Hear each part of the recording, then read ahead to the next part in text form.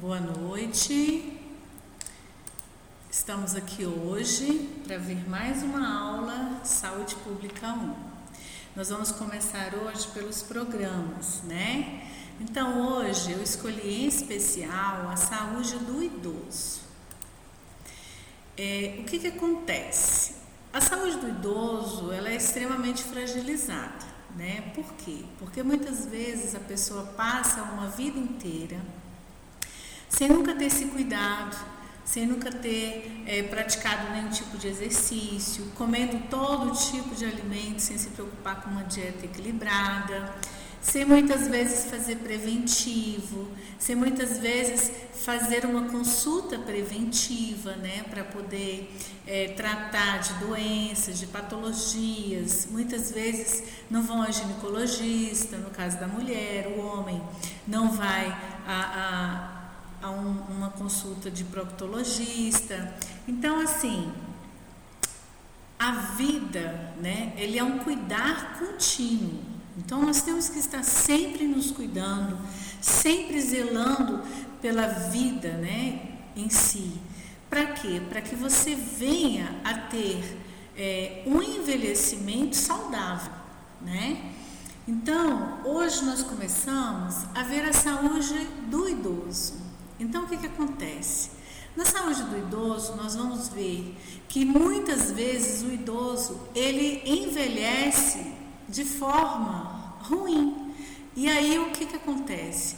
Acontece o quê? Alguns problemas, e entre esses problemas, as demências, né? Para quê? Para fins diagnósticos, que é uma síndrome caracterizada pelo comprometimento de múltiplas funções corticais. E aí o que acontece? Superiores. Entretanto, os déficits cognitivos incluem-se os da memória, o do pensamento, o da orientação, o da compreensão, o da linguagem, do cálculo, da capacidade de aprendizagem, do pensamento abstrato e do julgamento, o comprometimento das funções cognitivas e usualmente acompanhado e às vezes antecedido por alterações psicológicas e do comportamento e da personalidade. Então, o que acontece? O que mais vai acometer o idoso, muitas vezes, são demências, né? E essas demências, elas vão acontecendo sutilmente. Por quê? Porque vão atingindo a memória, vão atingindo o pensamento. Muitas vezes ele vai falhando em sua falha de compreensão, né? Então, por isso que é importante o idoso se cuidar. É importante o ser humano se cuidar enquanto jovem para ter um envelhecimento saudável, para que ele não venha a adoecer quando ficar mais velho. A demência, ela é uma síndrome clínica decorrente de doença ou disfunção cerebral de natureza crônica e progressiva, na qual ocorre perturbação de múltiplas funções cognitivas, incluindo quem? A memória, a atenção, o aprendizado, o pensamento, a orientação, a compreensão, né? E aí o que acontece? Ocorre também o comprometimento de funções cognitivas e comumente o acompanhado e ocasionalmente precedido, principalmente por deterioração do controle emocional, o comportamento social, a motivação. Então, muitas vezes o idoso ele pode vir a se sentir deprimido ou então ter aquela sensação de abandono, né? E também por questões de comportamento social. Por quê? Porque muitas vezes ele não consegue se cuidar, ele não consegue ter o autocuidado,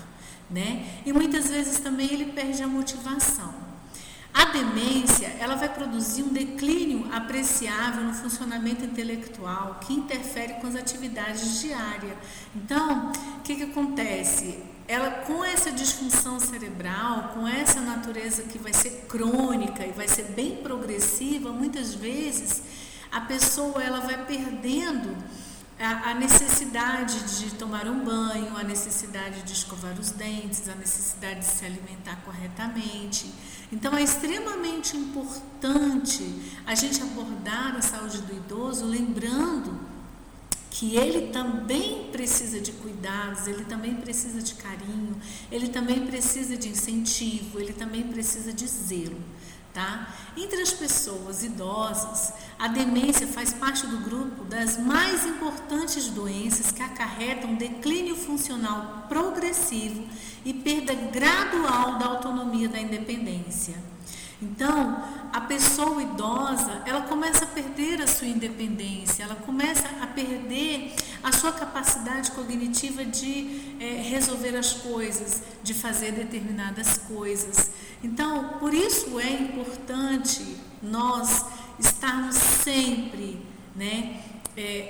envelhecendo com saúde, mantendo a memória ativa através de quê? Através de leitura, através de jogos, através da música, sim, da música, principalmente a música clássica, A incidência e a prevalência de demências aumenta exponencialmente com a idade. Por quê? Porque nós temos que estar sempre estimulando o cérebro. E como que estimulamos o cérebro? Através de atividades, através de leitura, através de novos aprendizados. Sim, todos os dias podemos aprender coisas novas. Isso é extremamente importante.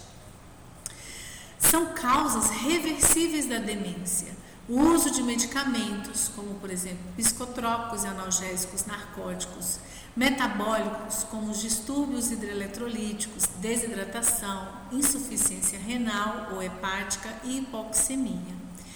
Também neurológicas, como hidrocefalia de pressão normal, tumor e hematoma subdural crônico. Também são causas reversíveis, ou seja, pode-se reverter as infecções, como por exemplo as meningites crônicas, a AIDS, a neurosífilis, Também o colágeno vascular, como por exemplo o lúpus eritematoso sistêmico, a arterite temporal, a vasculite reumatoide, sarcoide, e a púrpura trombocitopênica trombótica. Também são causas reversíveis da demência, que pode se reverter as questões endócrinas, como doenças da tireoide, doenças paratireoidianas, doenças da adrenal e doença pituitária. Também são reversíveis as questões nutricionais, como por exemplo a vitamina B12, o ácido fólico, a tiamina, a niacina. Por isso a importância de uma alimentação saudável.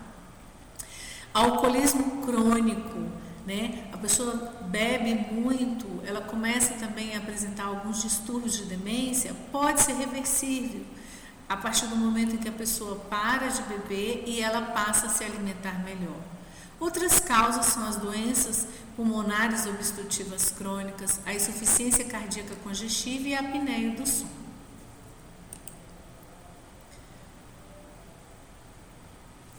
A doença de Alzheimer é um distúrbio progressivo, afetando principalmente a transmissão neuromuscular, a coordenação motora e a capacidade intelectual. A capacidade intelectual e emocional e a coordenação dos movimentos coriformes involuntários.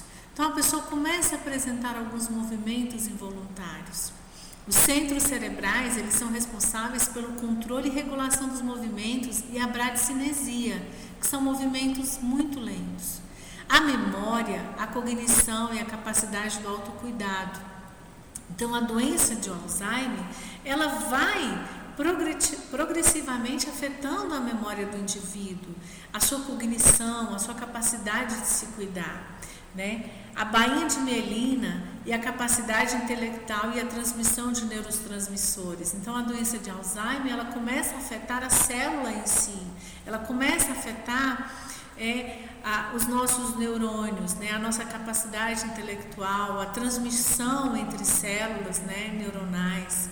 Então, por isso que é importante a gente estar sempre com uma alimentação saudável, realmente com cuidado, com exercício, atividade física, até mesmo para prevenir quedas, a partir do momento que vamos envelhecendo. A doença de Alzheimer é uma doença cerebral degenerativa primária de etiologia pouco conhecida, com os aspectos neuropatológicos e neuroquímicos característicos. É a mais prevalente entre as diversas causas de demência. A doença ela se apresenta como demência ou perda de funções cognitivas, como a memória, a orientação, a atenção e a linguagem, causada pela morte de células cerebrais. Então, a doença de Alzheimer, ela vai causar a morte dessas células. Quando diagnosticado no início, é possível retardar o seu avanço e ter mais controle sobre os sintomas, garantindo melhor qualidade de vida ao paciente e à família. A doença de Alzheimer, ela tem os seus fatores de riscos e as suas causas. Não se sabe por que a doença de Alzheimer ocorre, mas são conhecidas algumas lesões cerebrais características dessa doença. As placas senis decorrentes do depósito de proteína beta-amiloide anormalmente produzida. Também os emaranhados neurofibrilares, frutos de hiperfosforilação da proteína tal. Outras alterações observadas é a redução do número de células nervosas, que são os neurônios, e das ligações entre elas, ou seja, as suas sinapses, que são as ligações entre os neurônios, com redução progressiva de volume cerebral. É importante sempre nos mantermos ativos, né? Por isso, o idoso, ele tem que ter os seus direitos respeitado, ele tem que ter a sua alimentação melhorada, com mais proteína, com mais vitamina, né? Não comer, não ingerir tanto carboidrato, ter um controle. Por quê? Porque é necessário que ele envelheça saudável. Também é necessário que ele tome bastante água, se hidrate bem. Por quê? Porque o idoso, ele não vai tomar tanta água, porque ele não vai ter aquela sensação de sede, né? Ele vai sempre achar que é bobagem tomar água, assim como se alimentar, porque ele vai perdendo um pouco o seu paladar. Então, é muito importante. A doença de Alzheimer, as causas e fatores de risco. A idade é o principal fator de risco para o desenvolvimento de demência da doença de Alzheimer. Após os 65 anos, o risco de desenvolver a doença dobra a cada 5 anos.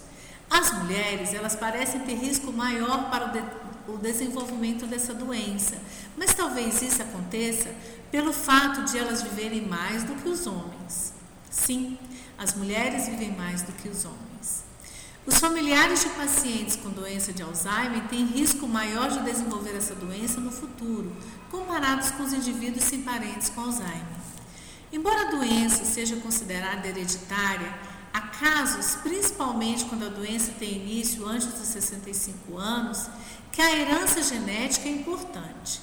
Esses casos correspondem a 10% dos pacientes com doença de Alzheimer. Outros fatores importantes referem-se ao estilo de vida. Lembra que eu falei lá no início? Nós vamos falar sobre a saúde do idoso. E aí o que acontece? A saúde do idoso, ela engloba principalmente a questão do estilo de vida.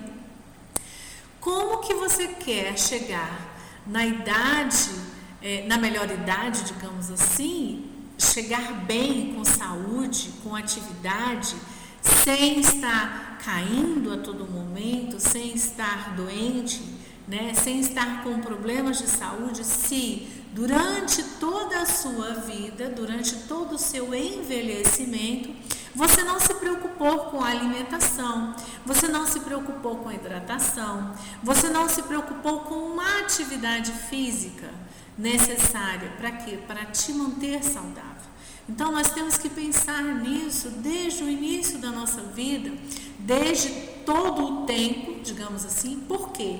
Para que quando venhamos a envelhecer, quando chegarmos na melhor idade, nós venhamos a ser considerados pessoas saudáveis e não venhamos a ter necessidade de estar com problemas de saúde e o tempo todo estar em hospital, estar fazendo tratamento. Precisamos também ter a ideia e a consciência de que nós precisamos estar sempre cuidando, fazendo um preventivo, né? Ou seja, não ir ao médico apenas quando adoecer, mas ir ao médico também para prevenir doenças, ok? Então, o que acontece? São considerados fatores de risco, né, a hipertensão, a diabetes, a obesidade, o tabagismo, o sedentarismo. A hipertensão, nós temos que estar atento à questão da alimentação, nós temos que estar atento à questão do sal, a quantidade de sal que ingerimos durante o período de um dia. Nós temos que estar atento à questão de alimentos muito salgados, né? Porque às vezes o preparo do alimento fica um sabor muito excessivo, e aquela quantidade de sal que você ingere durante o período de um dia fica muito grande, né? Por quê? Porque no período de um dia nós temos que ingerir a quantidade de 5 gramas de sal, que seria o correspondente a uma tampinha de caneta. Nossa, o correspondente a uma tampinha de caneta é o que você teria que ingerir durante o dia de alimentação. Porém, o que acontece? Muitas vezes se abusa do uso do sal em alguns preparos de alimento, e isso proporciona um problema de hipertensão arterial. E com o decorrer do tempo, isso vai se agravando e a doença vai se estabelecendo, e aí fica tarde, aí você fica dependente de medicações. Outra coisa também importante é a questão do diabetes, porque uma vez que você tem uma vida sedentária, e entra o sedentarismo, você não faz nenhum tipo de atividade física, você vai fazer o quê? Você pode vir a adquirir obesidade. E a obesidade, ela vai levar ao diabetes. Claro que nós temos, vocês sabem que nós temos 2 tipos de diabetes, aquele que a pessoa já nasce, que é a diabetes tipo 1, e nós temos a diabetes tipo 2. E nós estamos falando nesse momento exatamente da diabetes tipo 2, que é aquele causado primordialmente pela obesidade. Então, nós temos que ter cuidado com relação à nossa alimentação. Tem também a questão do tabagismo, a pessoa que fuma demais. Tem também a questão do alcoolismo, né? A pessoa começa a ingerir álcool em grandes volumes, achando que porque é jovem, mas quando a pessoa vai envelhecendo e ela chega na melhor idade, o que vai acontecer? Essa pessoa pode acarretar doenças como problemas pulmonares graves, né? Ela pode ocasionar, através do alcoolismo, problemas hepáticos graves. Então, é importante mantermos uma vida saudável e envelhecer saudável. E também fazer atividades físicas. Por quê? Porque a nossa musculatura, com o passar do tempo, nós vamos perdendo a musculatura também. Muitas vezes nós ganhamos muita gordura e perdemos musculatura. Por isso ocorrem tantas quedas. Quando a pessoa ela vai passando o tempo sem fazer atividade física, ela vai envelhecendo sem fazer uma atividade física, ela vai tendo perdas musculares. Com essa perda muscular, ela fica suscetível a quedas. Por isso o idoso cai mais. Por quê? Porque ele vai perdendo a sua musculatura. A musculatura, ela protege os ossos, né? Então, por isso é importante fazer atividade física, manter uma atividade física, ok? Fazer uma caminhada, fazer uma musculação. Por isso é importante, enquanto jovens, estarmos atentos para mantermos uma contínua atividade, para chegarmos na melhor idade, né? Para chegarmos idosos saudáveis, ok? Também tem outros fatores importantes, como a escolaridade elevada e a atividade intelectual intensa, que estão relacionadas com a menor frequência de demência. Ou seja, o fato de você estudar, o fato de você estar sempre buscando uma atividade melhor, aprender algo, o fato de você ler, o fato de você ouvir uma boa música, o fato de você estar sempre querendo aprender, isso faz com que a sua mente, os seus neurônios estejam sempre com ligações novas, fazendo novas ligações, ok? ok? Então isso é muito importante. Atenção, ainda que não esteja, né? Ainda que você não esteja com a doença de Alzheimer, né? Que acontece? Você tem que estar sempre buscando novas atividades para você não adoecer. Outros fatores e causas, né, da doença de Alzheimer. Outros fatores importantes referem-se ao estilo de vida, que são considerados fatores de risco: hipertensão, diabetes, obesidade, tabagismo, sedentarismo. Esses fatores relacionados aos hábitos são considerados modificáveis, ou seja, você pode mudar, você pode gerar mudança. Alguns estudos apontam que, se eles forem controlados, podem retardar o aparecimento da doença. A escolaridade elevada e a atividade intelectual intensa estão relacionadas com menor frequência à demência, ainda que não esteja claramente demonstrado. Estimular os idosos a manter a sua mente ativa pode ser uma medida profilática. Então, ou seja, nós temos que estar sempre atentos ao fato de que o idoso, ele precisa estar sempre estimulado a coisas novas, a sair de casa, a ver o sol, a fazer algum tipo de brincadeira, como xadrez, né? A fazer um crochê. Tudo isso faz a mente se manter jovem, tá? A doença de Alzheimer, ela vai evoluir em 3 estágios: a fase inicial, a fase intermediária e a fase final. A doença de Alzheimer, então, ela evolui em 3 estágios. A fase inicial, que caracteriza por sintomas vagos e difusos, que se desenvolve insidiosamente, sendo o comprometimento da memória o sistema mais proeminente e precoce, em especial a memória recente. Com frequência, as pessoas acometidas, elas perdem objetos, chaves, carteiras, óculos, e se esquecem dos alimentos em preparo no fogão. Há desorientação progressiva em relação ao tempo e ao espaço. Em alguns casos, podem apresentar perda de concentração, desatenção, perda de iniciativa, retraimento social, abandono dos passatempos, ou seja, a pessoa começa a deixar de fazer as coisas que gosta, mudança de humor, como depressão, alterações de comportamento, como explosão de raiva, ansiedade, irritabilidade, hiperatividade e, mais raramente, ideias delirantes. Então, nós temos que estar atento com essas questões de esquecimento, atento com essas questões de humor, atento com a pessoa não querer sair de casa, não querer tomar banho, não querer ver a luz do sol, né? Para quê? Para que seja diagnosticado a tempo qualquer tipo de disfunção, qualquer doença que venha estar sendo agravada com o envelhecimento.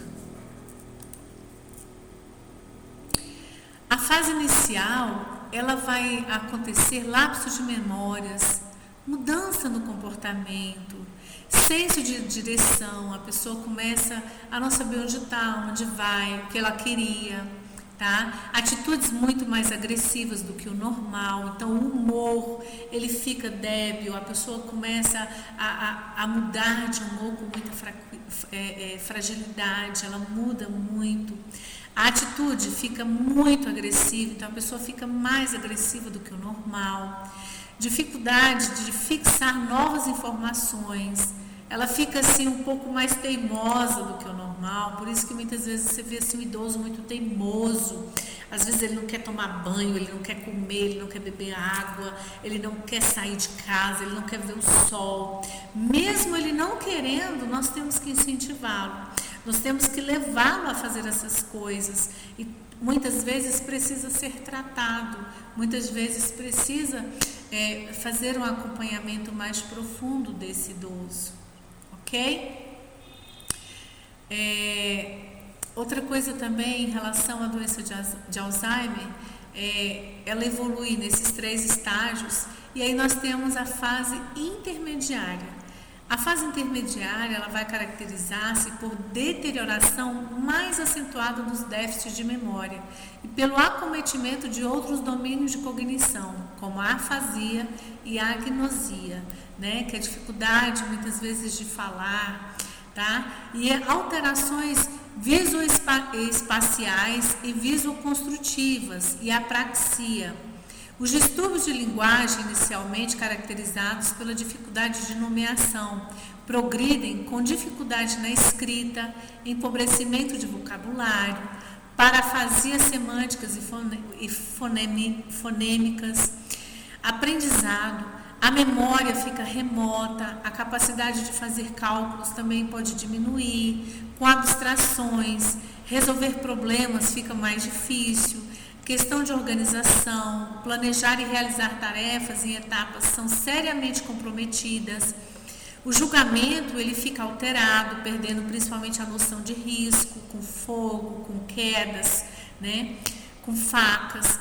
Essas alterações elas levam a um progressivo delírio funcional hierárquico, né, das AVDs, ou seja, pode ocorrer uma perda cognitiva acentuada, porque ele vai perdendo os neurônios, né? Vai ficando cada vez mais fragilizado. Pode ocorrer ainda a agitação, a perambulação, a agressividade, o questionamento repetitivo, reações catastróficas, né? Distúrbios de sono, a pessoa não consegue dormir de forma nenhuma. Denominada aquela síndrome do entardecer, ou seja, a ocorrência de confusão mental e alterações de comportamento, principalmente no pôr do sol, tá? Então, a fase intermediária, ela é bastante acentuada por perda de memória intensificada, repetições de informações, estranhamento, às vezes a pessoa não conhece o lugar, não conhece a pessoa, alternância de lucidez e confusão, estresse psicológico, agressividade com dependência física, né? Agressividade no vocabulário, ok? A doença de Alzheimer ela evolui em 3 estágios, que seria também a avançada, né? Ou estágio terminal. Então nós temos inicial, intermediária e agora a avançada. Todas as funções cognitivas estão gravemente comprometidas com dificuldade para reconhecer pessoas, espaços familiares. Tornam-se totalmente dependentes, né? Principalmente para as atividades diárias. Por quê? Porque nós vamos ter a destruição dos neurônios em definitivo, né? E aí essa pessoa, ela não vai ter como ela fazer as atividades diárias mais tranquilamente. Acentua suas alterações de linguagem, que pode ocorrer drástica, redução da fluência, levando os pacientes a comunicarem-se por meio de ecolalias, né? A pessoa fica repetindo várias vezes, vocalizações inarticuladas, ou seja, ela fala, a pessoa não consegue compreender, sons incompreensíveis e jargões semânticos, até alcançar o mutismo, ou seja, a pessoa ficar totalmente muda. Na fase final, geralmente estão acamados, incontinentes e normalmente acabam falecendo por alguma complicação da síndrome da imobilidade. Ou seja, na fase final, ocorre primordialmente, né, a pessoa ela começa realmente a definhar. Ela muitas vezes ela fica acamada, ela fica imóvel, começa a dar até inclusive úlceras de pressão, né? E muitas vezes, se não tiver um cuidador, uma pessoa que se preocupa em estar mudando o decúbito a cada 2 horas, ou seja, mudando a pessoa de lado, pode ocorrer essas lesões. Então a fase final tem uma dependência física total, não anda quase, não fala quase nada, quase não reconhece ninguém, não reconhece a si mesmo no espelho, ela se olha, ela não se reconhece, há um aparecimento de infecções, principalmente urinárias, né? Por quê? Porque a pessoa ela tem dificuldade de beber água, né? De hidratar, a deglutição ela fica extremamente prejudicada, ela não consegue comer. Então, são coisas que afetam o idoso, a saúde do idoso, tá? A mobilidade fica extremamente prejudicada, tá? Ela praticamente ela não consegue fazer nada, ok? ok? E aqui tem uma atividade para vocês, né? O comprometimento da memória do Alzheimer, como que ele vai ocorrer, ok? Só para a gente fazer uma revisãozinha.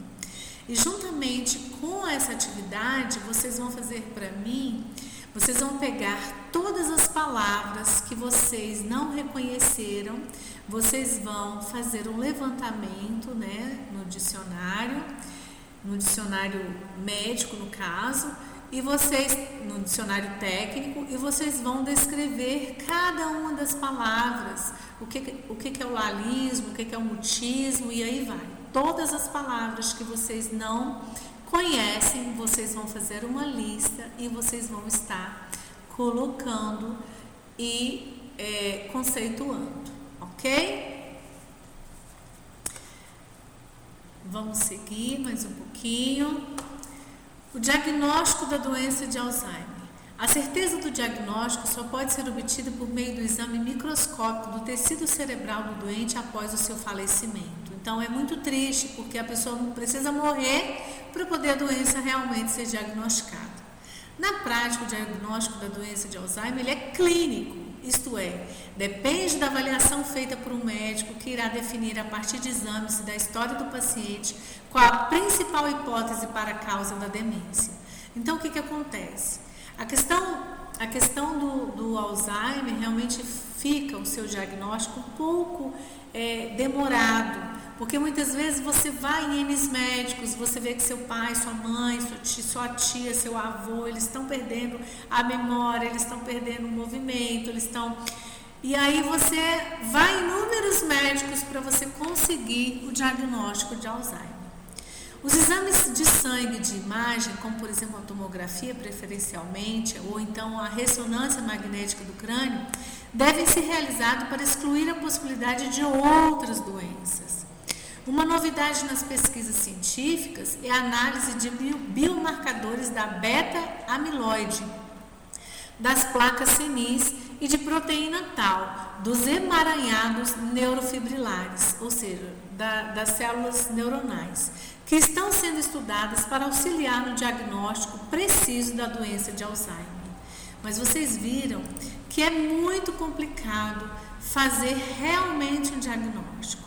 Os marcadores biológicos que passam a fazer parte da investigação clínica são o beta-amiloide e a proteína fosfotal. A proteína beta-amiloide, como se sabe, é acumulada nas placas senis e um dos marcadores patológicos da doença. Essa proteína é produzida normalmente no cérebro e há evidência de que quantidades muito pequenas dela são necessárias para manter os neurônios viáveis. O problema na proteína, né, é o quê? É que a sua produção aumenta muito, né? Principalmente na doença de Alzheimer, é que a sua proteína ela aumenta muito e moléculas acumulam-se como oligômeros, levando a alteração nas sinapses, que são os encontros, né, neuronais.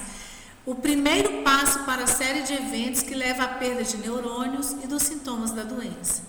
Normalmente, a beta-amiloide é eliminada pelo líquido, mas na doença de Alzheimer, sua acumulação no cérebro faz com que a sua concentração no líquor caia. Simultaneamente, ocorre fosforilação na proteína tau, que forma os emaranhados neurofibrilares dentro dos neurônios, que é outra alteração patológica conhecida da doença de Alzheimer.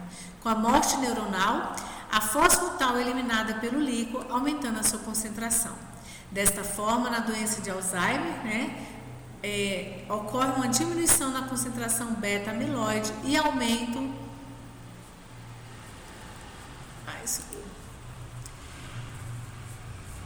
Vou voltar lá só um pouquinho só para complementar. Dessa forma, a doença de Alzheimer ocorre diminuição da concentração do beta-amiloide e aumento da fosforilação, tá?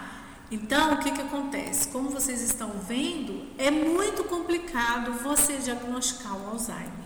Primeiro, porque você tem que fazer exames que são extremamente caros. E a maioria da população não tem acesso a esse tipo de exames, né? Porque muitas vezes são muito demorados você conseguir pelo SUS, ok? Deixei aqui também uma questãozinha para vocês estarem respondendo, tá? E quero que vocês façam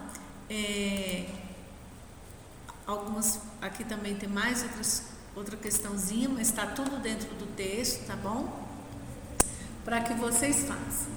A doença de Alzheimer, ela tem tratamento? Até o momento não existe cura para a doença de Alzheimer. Os avanços da medicina têm permitido que os pacientes tenham uma sobrevida maior que uma qualidade de vida melhor, mesmo na fase grave da doença. Os objetivos dos tratamentos são aliviar os sintomas existentes, estabilizando-os, ou, ao menos, permitindo que uma boa parte dos pacientes tenha uma progressão mais lenta da doença, conseguindo manter-se independentes nas atividades da vida diária por mais tempo. Os tratamentos indicados podem ser divididos em farmacológicos e não farmacológicos. O tratamento farmacológico. Na doença de Alzheimer, acredita-se que parte dos sintomas decorra de alterações em uma substância presente no cérebro chamada de acetilcolina, que se encontra reduzida em pacientes com a doença. O modo possível de tratar a doença é utilizar medicações que inibam a degradação dessa substância, ou seja, que diminuam a perda da acetilcolina. As medicações que atuam na acetilcolina e que estão aprovadas para uso no Brasil, em casos de demência leve a moderada, são a rivastigmina, a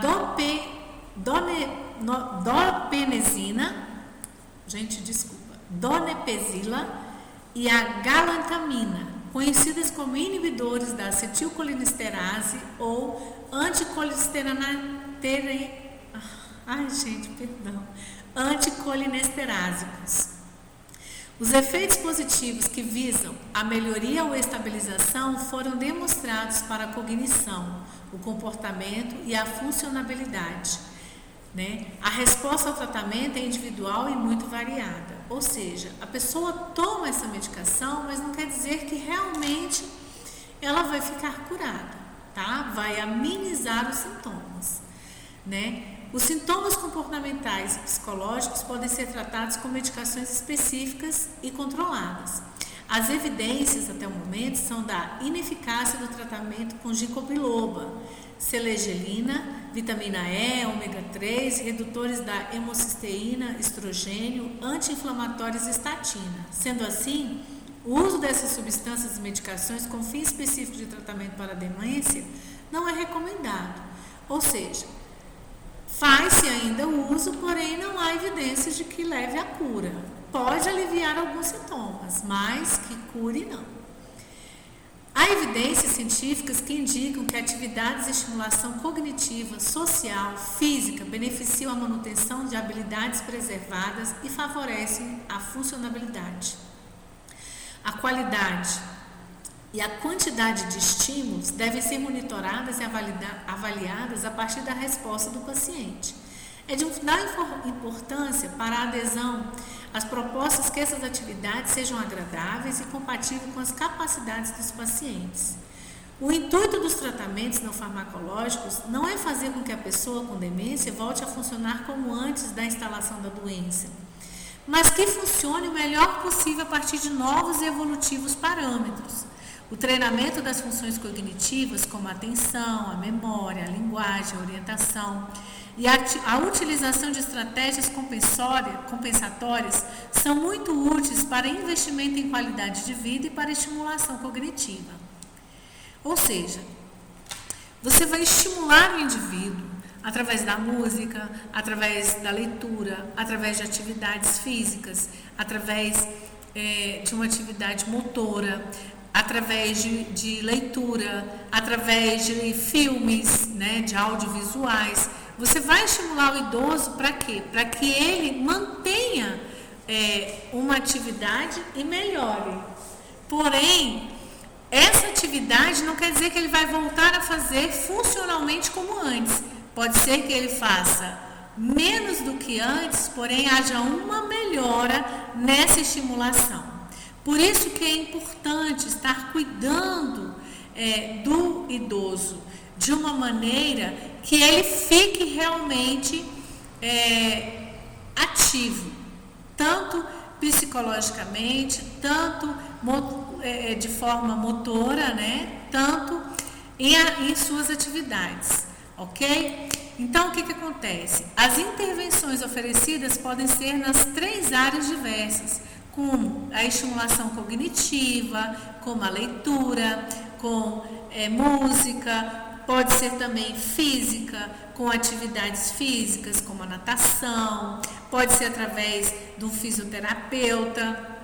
Você tem que estar sempre estimulando o idoso, ok? E é interessante também que você venha a cuidar do idoso, estimulando-o a fazer as suas atividades.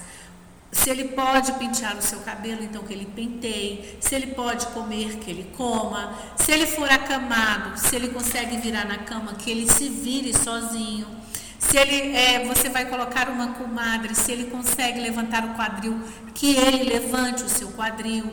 Por quê? Porque quando ele está movimentando, mesmo que seja no leito, ele está fazendo uma atividade, ele está melhorando a sua circulação, ele está melhorando a função pulmonar também, a sua respiração, ok? Então, nós temos que estimular o autocuidado no idoso, certo?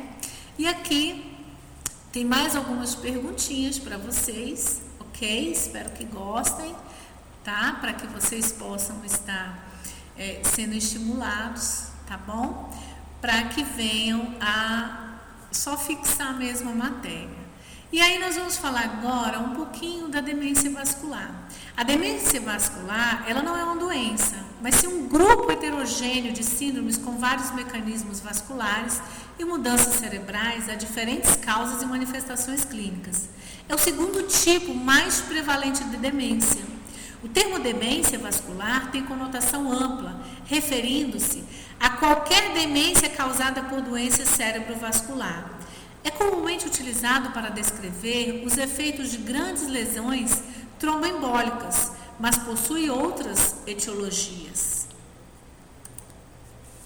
O quadro clínico clássico, ele é caracterizado por início abrupto relacionado a um acidente vascular cerebral e um ataque isquêmico transitório, com deterioração seletiva, podendo haver estabilidade, melhora ou piora progressiva, com curso gradualmente deteriorante, gerando um caráter flutuante, deterioração dos degraus.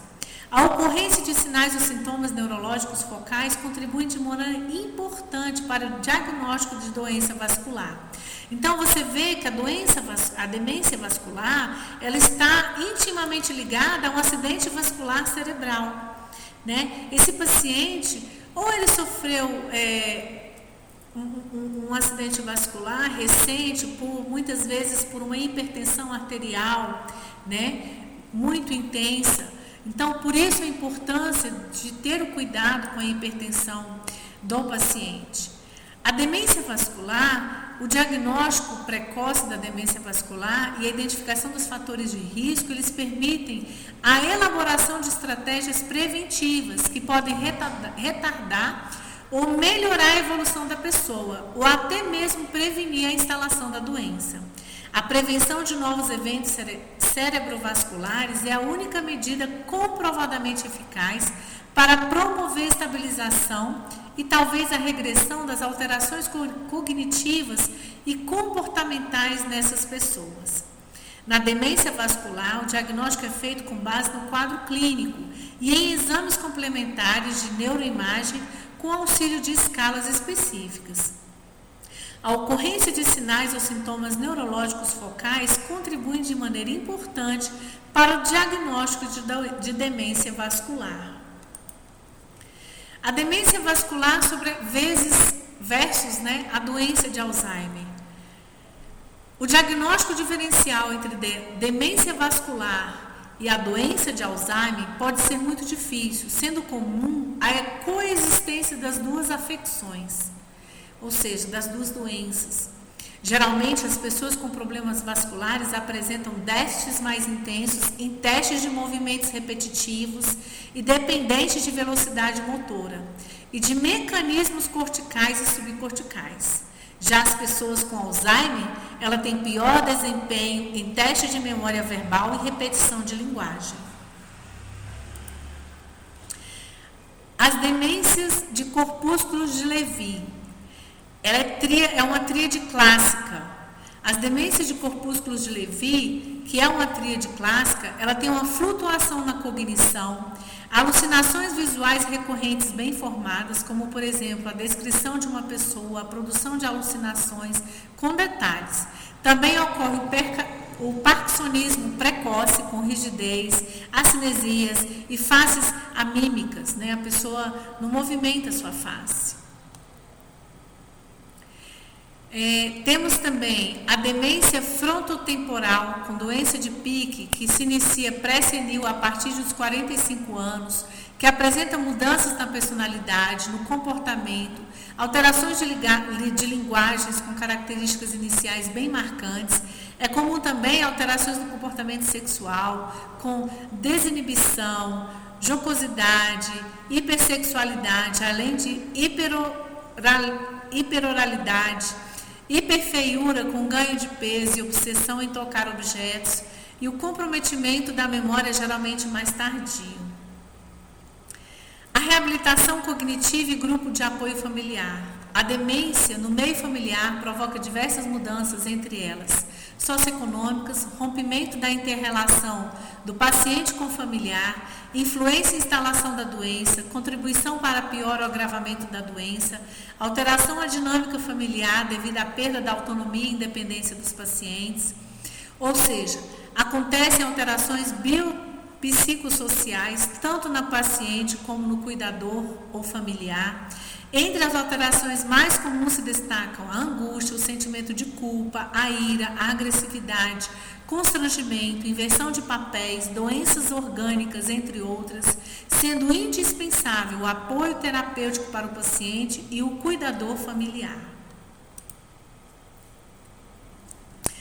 A reabilitação cognitiva e o grupo de apoio familiar tem o objetivo da reabilitação cognitiva, que é a recuperação de habilidades, desbloquear as funções cognitivas. Bom, por hoje nós vamos parar por aqui, porém, na próxima aula continuaremos falando sobre a saúde do idoso. Beijinhos da professora Osana.